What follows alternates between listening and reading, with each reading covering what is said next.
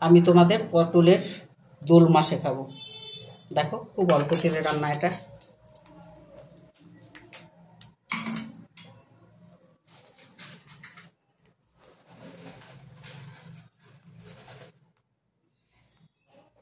অল্প তেল দিলাম, এতে কোনো ফোড়ন লাগে না। দুটো শুকনো লঙ্কা,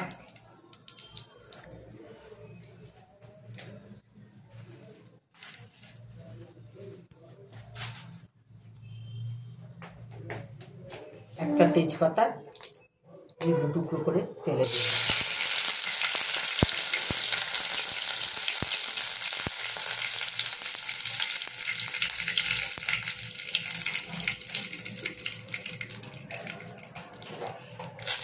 আর একটু গোটা গরম মশলা,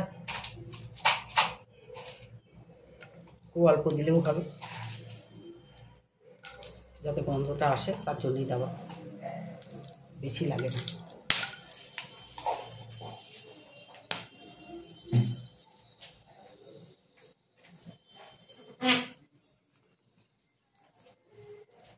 আমি এর মধ্যে আদা, পেঁয়াজ, রসুন, মানে তোমার যেহেতু আমার 12টা পটল আছে, তার জন্য আমি 3টে বড় বড় পেঁয়াজ, 2 ইঞ্চি আদা আর 8-10 কোয়া রসুন দিয়েছি। তোমরা তোমাদের ইচ্ছে মতো দেবে।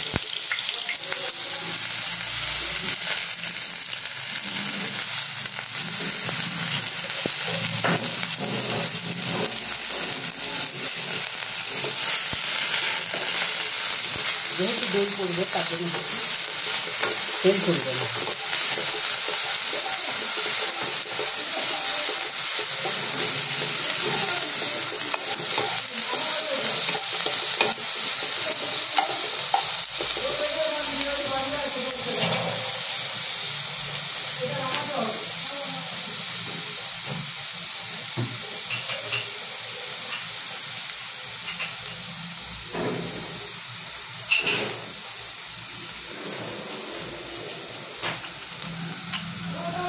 আগে একটু নুন দিয়ে দেবো যাতে পেঁয়াজটা না পুড়ে যায়। একটু হলুদ দিলাম আর অল্প একটু কাশ্মীরি মির্চ।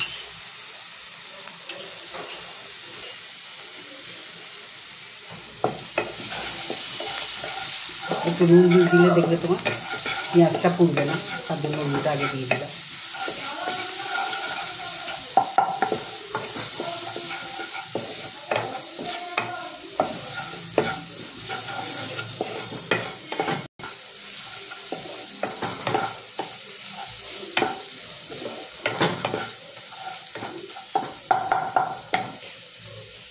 একটু 2 মিনিট একটু কষবো,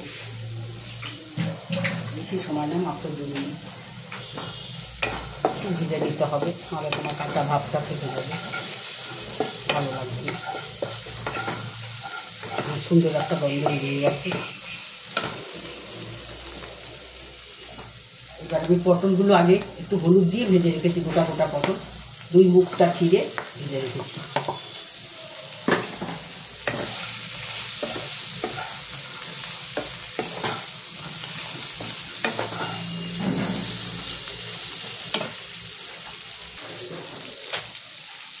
আর 100 গ্রাম মতো মিষ্টি দই, যেহেতু মিষ্টি দই তার জন্য এর মধ্যে আর চিনি পড়বে না। মিষ্টি দই দিলে স্বাদটা একটু আলাদা রকমের লাগে, খেতে একটু টেস্ট লাগে। তোমরা লুচি, পরোটা, রুটি খেতে পারবে, বেশি টাইম লাগে না, সুন্দর একটা রান্না।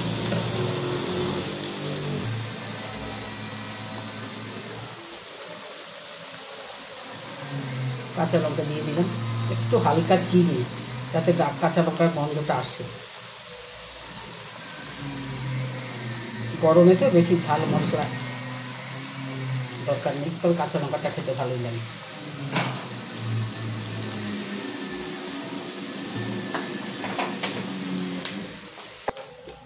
দেখো বন্ধুরা, তেল ছেড়ে গেছে।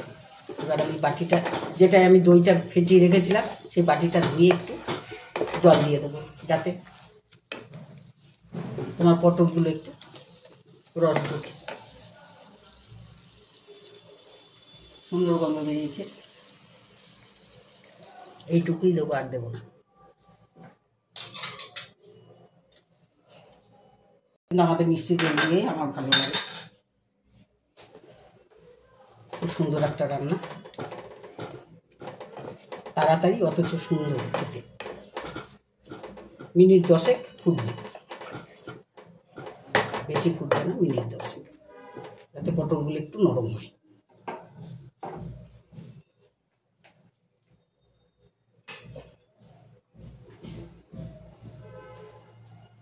এই আমি চাপা দিয়ে দিলাম বন্ধুরা, 10 মিনিট পর ঢাকনা খুলে দেব। হয়ে গেছে বন্ধুরা, পটলগুলো মনে হয় সেদ্ধ হয়ে গেছে।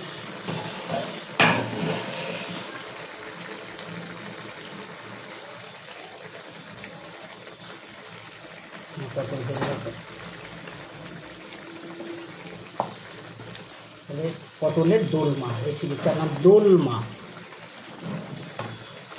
ঠিক আছে বন্ধুরা, খুব সুন্দর একটা রেসিপি, তোমরা করে দেখতে পারো, ভালো লাগে।